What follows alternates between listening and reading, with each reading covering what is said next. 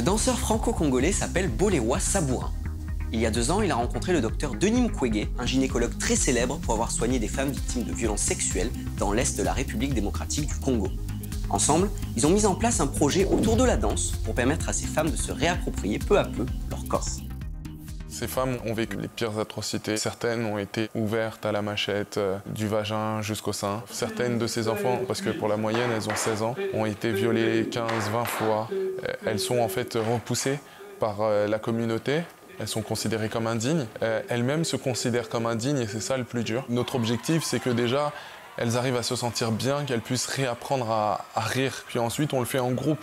Et du coup, il y a des moments où elles font des sortes de battles de danse, où elles sont là, et qui est la plus belle, qui danse le mieux et tout. Et elles réapprennent à faire confiance à l'autre. Elles se recréent une communauté en dansant. Dans cette région, le viol est utilisé par des milices et parfois par des soldats comme une arme de guerre pour faire fuir les populations et contrôler les ressources naturelles comme le coltan. Ce produit est très convoité car utilisé dans la fabrication des smartphones. Pour notre observateur, tout le monde devrait donc être concerné par cette situation.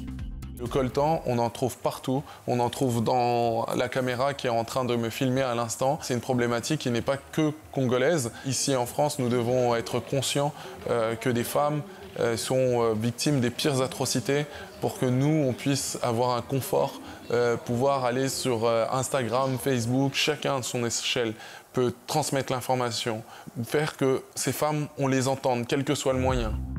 Si vous voulez aider notre observateur, rendez-vous sur la page Facebook de Recréation by Loba.